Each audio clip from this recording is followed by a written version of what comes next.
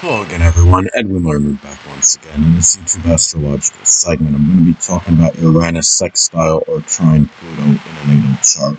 Now, some of you may remember when I first started my YouTube astrology channel, I did a series on the aspects in the natal chart. They're a little bit concise. Some people may have referred to them as snappy. So what I decided to do was make another series on them in which the videos would be a little bit longer and more descriptive. So anyway, first thing up is if you have Uranus sextile or trine Pluto in a natal chart, one way it may manifest is that you may easily find inspiration, which is Uranus, to do things you have an intense passion and desire for, which is Pluto. Now, let's say if you have Pluto and Virgo in the 5th house as an example, those things you have a strong passion and desire for could be extrapolating sports data or just some general analytical, intellectual amusement and enjoyment. It could be, too, another way these aspects may be expressed in the natal chart is that you may have strong passion in, which is Pluto, to attain goals and aspirations, which is Uranus, without being overly fixated or obsessed, which is Pluto, on them. Now, let's say if Uranus is an Aquarius, as an example, those goals and aspirations may be tied in with humanitarian, altruistic endeavors. It may be something associated with astrology, astronomy, computers, electronics, innovation, aviation, meteorology, or even rocket science. And the thing, too, about these aspects, it can be auspicious for balancing activities with friends, which is Uranus, and your intimate connections, which is Pluto. So if you have, let's say Uranus is in Sagittarius as an example, those one or more of those friends may actually be a Sagittarius sun, moon, or ascendant, or simply embody the characteristics of the sign. It could be those that are expansive, exuberant, enthusiastic, jocular, jovial, optimistic, philosophical, religious, but at the same time may be overly blunt, foolhardy, and self-righteous as well. And another thing, too, about these aspects is that friendships, which is Uranus, can be beneficial in making some major change or transformation, which is Pluto. Now, if Pluto is in the 4th house, as an example, the major change or transformation may involve one's home or family life. If it's a home, it may involve some renovation or remodeling connected with it. Pluto is in Sagittarius in the 4th house. It could be adding like an extension, to one's home, as an example, because Sagittarius energy is expansive. It's about expansion.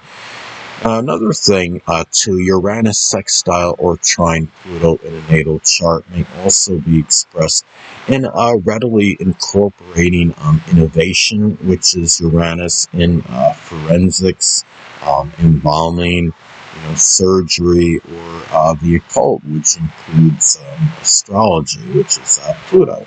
Now, let's say, for example, if Uranus is in Sagittarius, that innovation or incorporating that in what I mentioned that's connected with Pluto may be done with more enthusiasm, exuberance, optimism, expansiveness, as an example.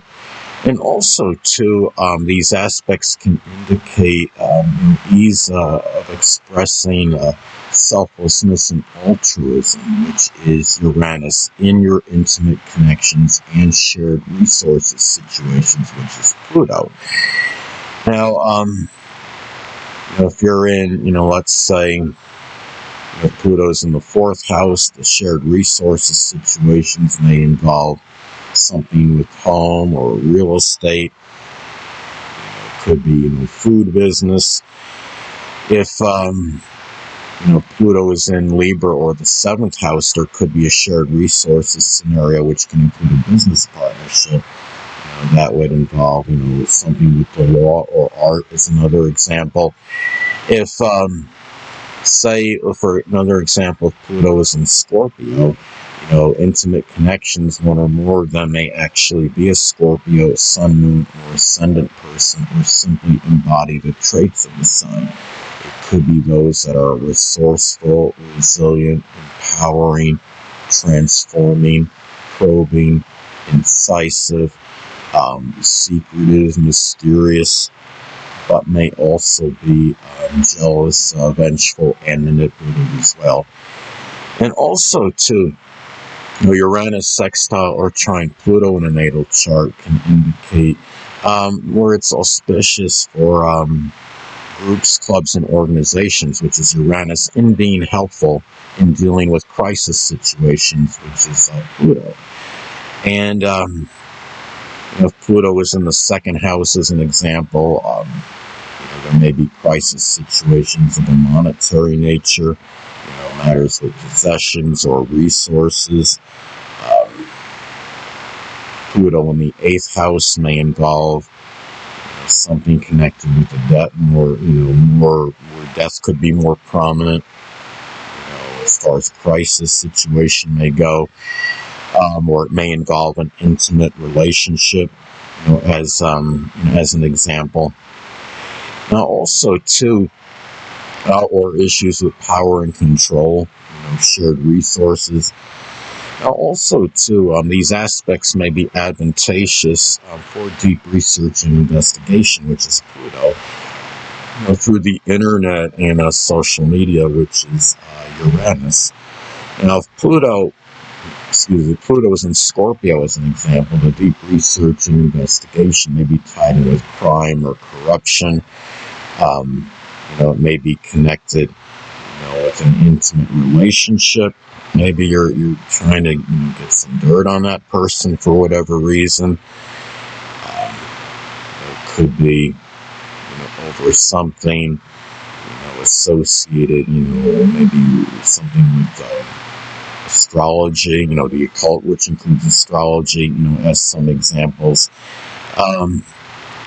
Another thing too, the way these aspects may manifest and pan out in natal chart is that trauma, which is Pluto, less likely, I would say, to have an adverse effect on one attaining objectives, which is Uranus. And let's say if Uranus is in Pisces, as an example, those objectives may be tied in with poetry, dancing, photography, helping the less fortunate, chemistry, anesthesiology, boating, fishing, or even spirituality, or something associated with the metaphysical, which includes astrology.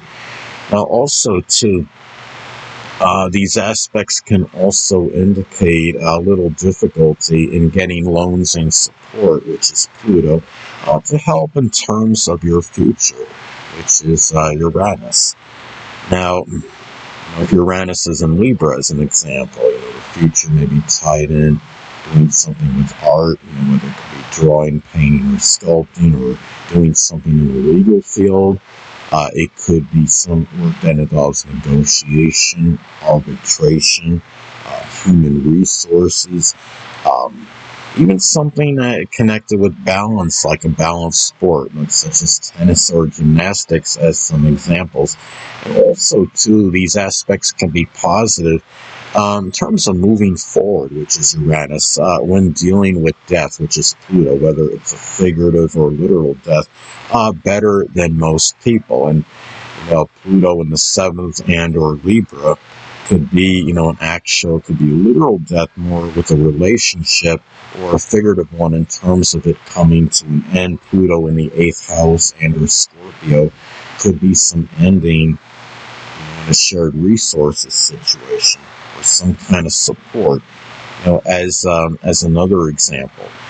And this is also, when you look at these, aspects, is that, you really, This is about really auspicious, I would say, for having the power and control, which is Pluto, over, one's future. It could be very auspicious for that future being Uranus. And going to Uranus and Capricorn as an example, that future may be tied in with business, politics, the government, information technology, accounting, dentistry, masonry, timekeeping as some examples. Anyway, people, that'll conclude this YouTube astrological segment. Until next time, Edwin Ernest saying stay well.